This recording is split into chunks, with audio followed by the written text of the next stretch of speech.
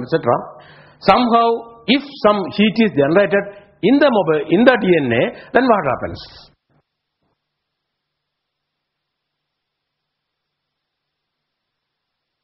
This is the goal. The goal that is to improve upon the dark side of the new communication technology based on mobile phone. The awareness of this will catalyze research, like as in the boarding Professor Girish Agarwal was telling. We have got alternate for petrol, alternate for non-filtered cigarette, and alternate for leaded petrol, like that. So we have to have a more research component into this mobile technology so that it becomes more safer. Okay, we consider the antenna used in a mobile phone. It has got radiation lobes in both directions. One part goes to the tower, other part goes into the ear. Therefore, if we can have an antenna designed in such a way that it has got radiation only in one direction, just like in mobile tower, so that the radiation will not go into the part of the ear. And this is the antenna which was designed by the electronics department, which was published in electronics letters, which radiates only in one of the size to 4.5 millimeter to 2.5 millimeter size. And this is the radiation pattern of that antenna. You can see the null point is near the origin, unlike the conventional 8th pattern. These are 3D pattern that in the direction of the ear you can have the point where there is a minimum radiation. Okay, the experiment is this. In presence of mobile radiation, heat is trapped in DNA. Even if there is a small temperature rise taking place, the heat generated in the DNA molecule cannot diffuse out. Why it is so? This is by experiment. Now, how we can generate heat in the DNA? So this, because we cannot include this antenna into a mobile phone, we took the source of microwave of 2.4 gigahertz, the microwave department of the electronics department, and did this experiment. This experiment is not with mobile radiation as such, but 2.4 gigahertz with the equivalent SIR value of 1.6 with the antenna which is designed by us.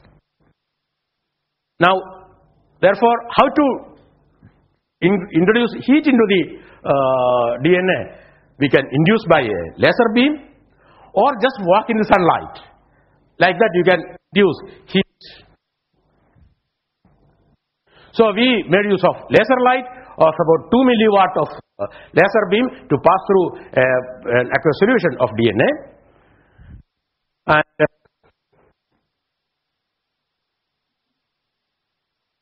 And when laser beam, highly parallel directed beam, once it passes through a medium, the medium gets heats up. Even if temperature is heated by 0.001 degrees Celsius, the phenomena of what is known as the temperature gradient of the refractive index make this medium just like a diverging lens, because the refractive index gradient, so that the beam size will get enhanced. So the enhancement of the laser beam is the mark of the heat generated in the system. That heat generated in any way will disrupt DNA. So you look like this. There will be growing of the beam size as it passes the medium. And this is the detail of the experimental setup. So what we did, we have a green laser beam which passes through a DNA solution, and perpendicular to the green light there is another very weak laser source.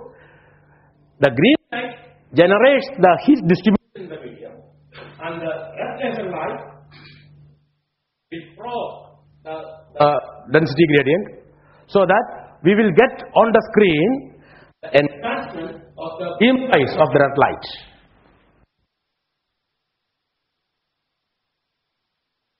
Okay. Here too.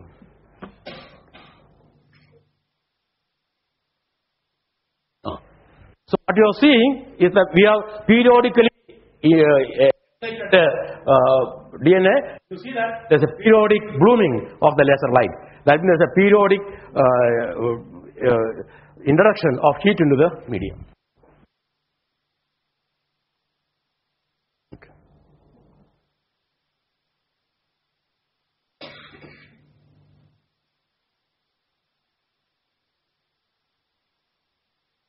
Okay. Now, there is with this experiment, because we are periodically introducing heat, then there is a time variation of the temperature in the medium or heat generated. From the time decay, you are able to calculate one quantity known as thermal diffusivity. So, how fast temperature generated in the medium get diffused. Now, if the thermal diffusivity is large, that means the heat generated is easily get diffused. If thermal diffusivity is small, this means that heat diffusion is slower and heat will get accumulated in the medium. Now, the first table shows when the low energy part of the antenna is facing the DNA solution. You see that the thermal diffusivity, whether it is in the absence or controlled or with after 30 minutes radiation, does not have any effect on thermal diffusivity. Whereas when you change the direction so that radiation is directed towards the DNA solution, you see that in 30 minutes radiation, the diffusivity is reduced to 0.07. That means there is a 30% of enhancement in the 30% decrease in the thermal diffusivity. That means it is very difficult for heat to come out of the DNA molecule. This means that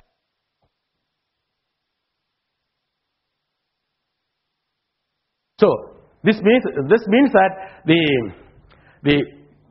mobile radiation block the heat getting diffused out of DNA. And if the frequency of radiation becomes the heating becomes larger and larger and larger, then the previous cycle the heat will get accumulated. And if it is a DC time, just like walking in a sunlight, and use mobile phone, then the heat generated in the DNA sample will get accumulated, and there is a sudden enhancement in the heat process.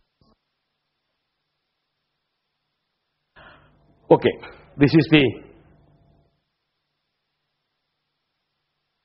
the slide with a low energy side and high energy side, how thermal diffusivity decreases. The moral is, do not work with mobile chatting in hot sunny days. It may cause more probability for heat stroke because heat builds up in DNA molecule. An appropriate modification of antennas in cell phones will reduce the health risk. So this is what I want to say, that there should be a very intense research component in mobile technology, so that appropriate modification in the whole structure has to be introduced so that the health risk can be reduced. Now we are planning to work on non-thermal aspect of mobile radiation. Like for example, it is known that the hydrogen in mitochondria, in presence of electromagnetic radiation and ion, may convert into hydroxyl ion, free radical, and this free radical is very harmful to the body. How to study the presence of free radical in mitochondria in presence of mobile radiation? This is what our study is going on with the help of biotechnology department. Thank you very much.